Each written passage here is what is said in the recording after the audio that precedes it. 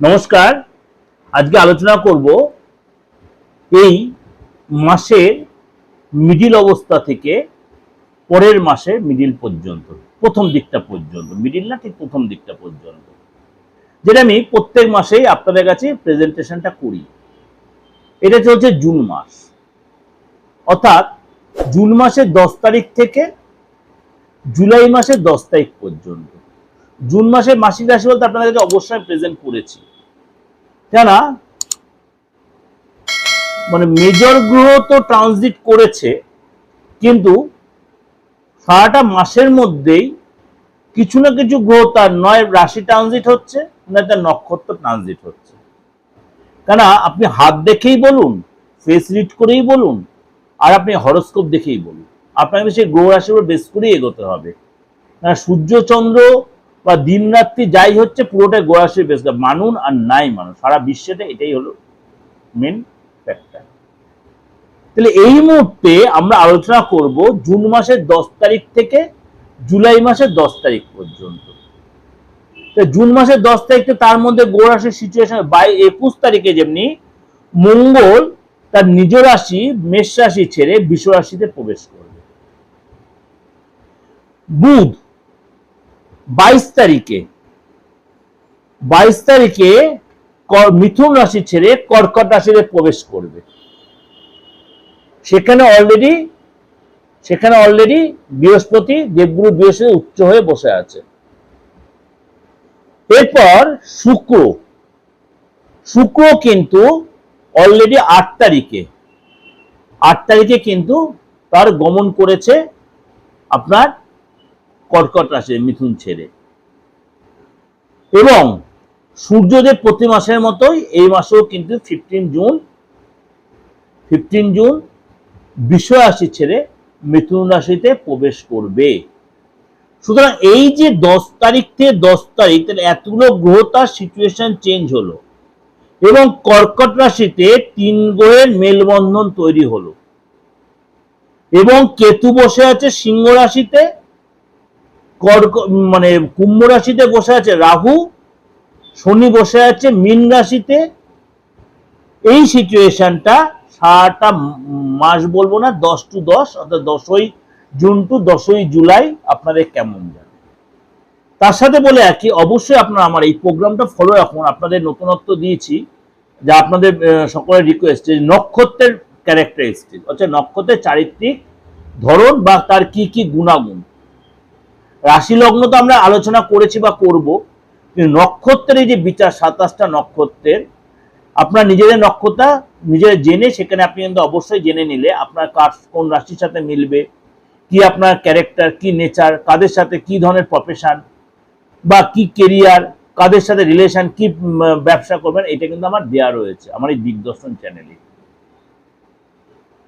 এবার যারা নক্ষত্র জানেন না, রাশি জানেন না, আপনার নামটাও জানেন, তার নিজের রাশিটা জেনে নিন, কারোর কাছে প্রেডিকশন নিয়ে। যদি মনে হয় পার্থদের কাছে আসবেন, আসতেই পারে,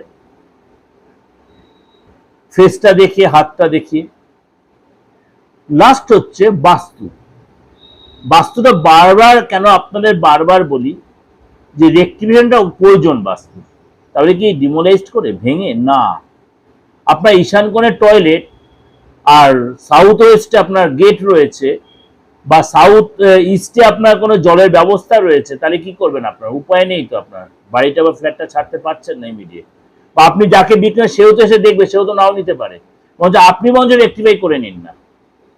হ্যাঁ, রেক্টিফাই করলে রেজাল্ট পাওয়া যাবে, হ্যাঁ পাওয়া যাবে, নিশ্চয়ই পাওয়া যাবে।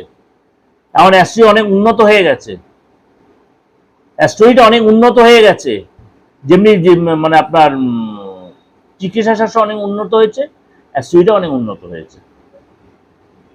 সুতরাং আপনাকে এটার উপর ভরসা করে চলতেই হবে, মানুন আর না মানুন। ভরসা যদি করতে পারেন তাহলে আপনি ডেভেলপও পাবেন। চলুন তাহলে আলোচনা করে আজকে আপনার রাশি কি বলছে, গ্রহ রাশির উপর সিচুয়েশন বেস করে। কন্যা রাশি প্রথমেই বলি, বৃহস্পতি, শুক্র এবং বুধের কম্বিনেশন আপনার একাদশ হাউসে হচ্ছে, ইটস আ মিরাকেল। আপনার অনেক আটকে থাকা কাজ, আটকে থাকা অর্থ, অনেক প্রাপ্তিযোগ, এগুলো কিন্তু আপনার কন্যা রাশির ঘটছে বা ঘটবে। আপনার আফটার 10 জুন। এবং শরীর স্বাস্থ্য আপনার ভালো হবে, রিলেশন ভালো হবে, আপনি কিছু শেখার চেষ্টা করছেন সেটা ভালো হবে, আটকে থাকা অর্থ আপনার আসবে। আপনার অর্থের জন্য আপনি পরিশ্রম যেটা করছিলেন সেটা যে ফল পাচ্ছেন সেটা রেজাল্ট পাবেন, এবং আপনার ট্যালেন্ট দ্বারা আপনার অর্থ লাভ করতে পারবেন। এবং বৃহস্পতির এই যে সিচুয়েশন তৈরি হয়েছে, বৃহস্পতি শুক্র এবং বুধের যে কম্বিনেশন আপনার জন্য কিন্তু যথেষ্ট সাপোর্টিং কম্বিনেশন। আপনার মধ্যে আধ্যাত্মিক চেতনা বাড়বে, আপনি বাইরে ঘুরতে প্ল্যান করে সঙ্গে সাকসেস পাবেন। খাওয়া দাওয়ার প্রতি একটু কন্ট্রোল রাখবেন, বাইরের খাবার অ্যাভয়েড করবেন, পেটটা নিয়ে সচেতন থাকবেন এবং চুপচাপ বসে থাকবেন না, লেথার্জি কাটিয়ে উঠবেন, কাজে ইনভলভ হয়ে রেজাল্ট পাবেন। আপনি ফ্যামিলির সাথে কোথাও ঘুরতে, বিশেষ কোনো তীর্থস্থানে যাবেন, সেখানে সময় কাটাবেন এবং আপনার এই সময় কিন্তু একটা গঠনমূলক চিন্তা আপনার মধ্যে থাকবে। ফ্যামিলি হেল্পের প্রতি আপনার কিন্তু অর্থ খরচ হবে, অর্থাৎ পজিটিভ কাজে। সন্তানের কাছে সাপোর্ট ভালো পাবেন, সন্তানের সুখ্যাতি হবে, চাকরির জায়গাটা আপনার ডেভেলপ, নতুন কোনো চাকরির যোগাযোগ হবে, বসের সাথে সুসম্পর্ক তৈরি হবে, দাম্পত্য জীবনে যথেষ্ট ডেভেলপ হবে। এবং এই সময় কিন্তু আপনাদের অ্যাডজাস্টটা যথেষ্ট, আপনি অবিবাহিত হয়ে থাকেন কন্যা রাশির লোকেরা, আপনার কিন্তু বিয়ের যোগাযোগ আসবে, ভালো ঘরে বিয়ের যোগাযোগ আসবে এবং সেখানে আপনার যত রুচিশীল ফ্যামিলি হবে, আর্থিক যা ডেভেলপ হবে এবং ফ্যামিলিটা স্ট্যান্ডার্ড হবে। আপনি যদি অবিবাহিত আপনার বিয়ের যোগাযোগ করলে এই সময় কিন্তু ভালো ঘরে আপনার বিয়ের যোগাযোগ হতে পারে, বা আপনি বিয়ে করেছেন আপনার শ্বশুরবাড়ির সাপোর্টও পাবেন। আপনি ব্যবসা যারা করছেন, ব্যবসা যারা যথেষ্ট ডেভেলপ করবে, ব্যবসা আপনার লাভবানও হবেন। এবং আপনি যারা এই ধরনের ব্যবসায় জড়িত আছেন, বিশেষ করে আপনার মনে করেন মানি মার্কেটিং, আর্থিক রিলেটেড, বা আপনি মনে করেন ব্যাংকিং সিস্টেমে এই ধরনের, বা আপনি কোনো জুয়েলারি বা এই ধরনের ব্যবসা, বা আপনার কোনো খাওয়া দাওয়ার ব্যবসা, এইসব ব্যবসা কিন্তু আপনি যথেষ্ট ডেভেলপ করতে পারবেন এবং আপনি ট্যুরিজম ব্যবসা আপনি ডেভেলপ করতে পারবেন।